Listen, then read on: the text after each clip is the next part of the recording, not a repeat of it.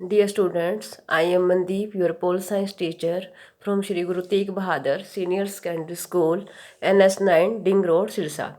Dear students, today we are going to start next chapter, दो ध्रुवीयता का अंत, कि दो ध्रुवीयता का अंत क्या होता है। अब देखो, दो ध्रुवीयता का अर्थ है कि विश्व का क्या है, दो गुटों में बंटा होना।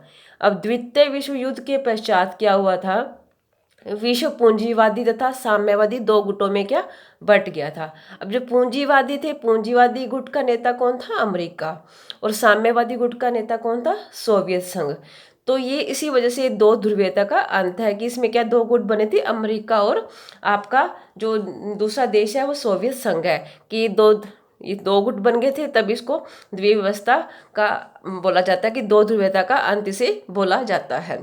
अब इसमें बेटे शीत युद्ध का सबसे बड़ा प्रतीक, अब बर्लिन की दीवार 9 नवंबर 1989 को आम जनता द्वारा तोड़ी गई थी। अब जो बर्लिन की दीवार क्या है थी, कि यह शीत युद्ध के दौरान जर्मनी क्या दो भागों में बंट गया था।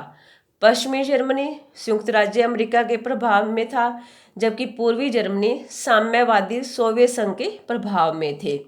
और सन 1961 में क्या हुआ, दोनों भागों के बीच में एक दीवार बना दी गई थी, जिसे हम क्या बर्लिन की दीवार कहते हैं।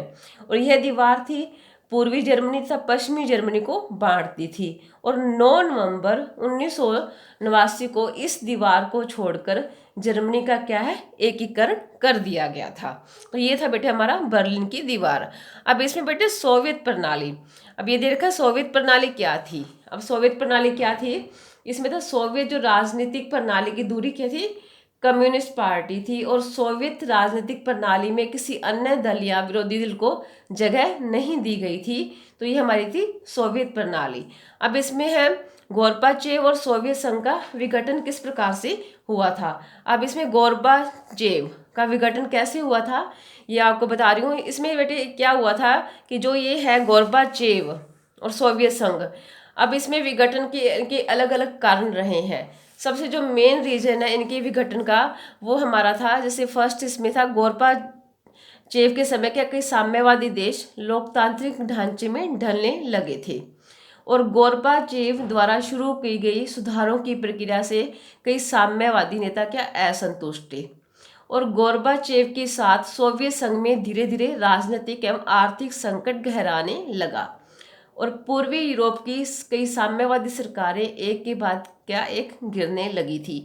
ये इसके विघटन के मेन कारण थे। अब सोवियत संघ का विघटन के क्या रीजन रहा है, कि सोवियत संघ क्या राजनीतिक और आर्थिक रूप से कमजोर हो चुका था, फर्स्ट रीजन ये है। सेकंड है आपका उपभोक्ता वस्तुओं की कमी ने सोवियत संघ के नागरिकों में क्या असंतोष भर दिया। थर्ड पॉइंट है सोवियत संघ के लोग मिखाइल गोर्बाचेव के सुधारों की धीमी गति से संतुष्ट नहीं थे। फोर्थ रीजन आपका कि सोवियत संघ में कम्युनिस्ट पार्टी का शासन लगभग 70 सालों तक रहा, परंतु वह किसी के प्रति उत्तरदायी नहीं थी।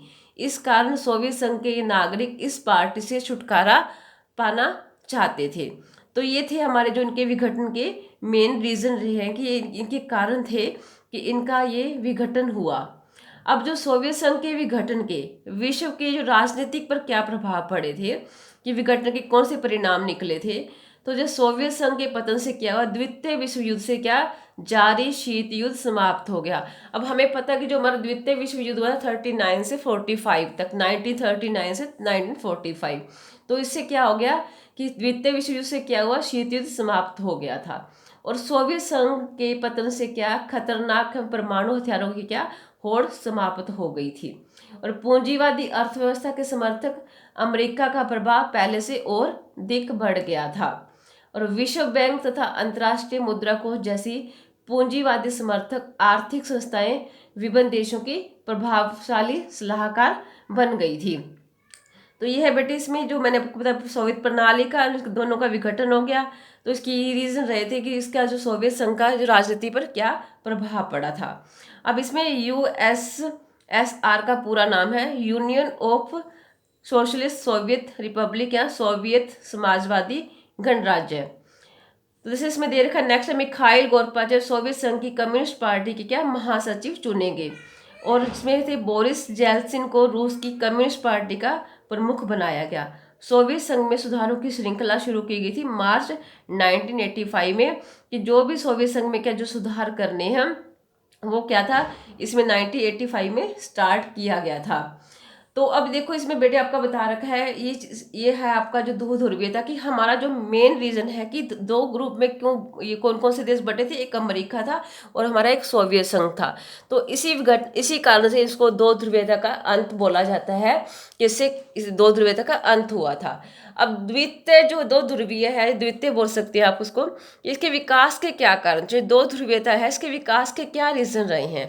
कहते हैं कि द्विध्रुवीय विश्व के विकास के निम्नलिखित कारण थे, जिसमें क्या हुआ, पहले शीत युद्ध का जन्म हुआ, कि द्वितीय विश्व के ध्रुवीय विश्व के विकास का एक महत्वपूर्ण कारण शीत युद्ध था, क्योंकि शीत युद्ध के कारण ही विश्व का अमेरिकन एवं सोवियत गुट के रूप में दो भागों में विभाजित हो गया था।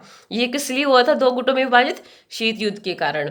और सैनिक, इसका रीजन सैनिक गठबंधन, द्विध्रुवीय विश्व का एक कारण सैनिक गठबंधन था, और सैनिक गठबंधन के कारण अमेरिका एवं सोवियत संघ में सदैव क्या संघर्ष चलता रहता था। थर्ड है, पुरानी महाशक्ति का पतन हुआ था, कि द्वितीय विश्व युद्ध के बाद क्या इंग्लैंड, फ्रांस, जर्मनी, इटली जैसी पुरानी महाशक्तियों का क्या पतन हो गया था, और विश्व में अमेरिका एवं सोवियत संघ दो ही शक्तिशाली देश रह गए थे। इस कारण भी क्या हुआ, विश्व का द्विध्रुवीय हो गया था। फोर्थ पॉइंट है, अमेरिका की विश्व राजनीति में सक्रिय भूमिका, कि आपका द्विध्रुवीय विश्व का एक अन्य कारण अमेरिका का विश्व राजनीति में सक्रिय भाग लेना था, कि अमेरिका ने क्या किया था, विश्व राजनीति में क्या है अपनी हिस्सेदारी दिखाई थी। तो ये है बेटे आपका जो दो ध्रुवीयता का अंत। थैंक्स बेटे, हैव ए नाइस डे।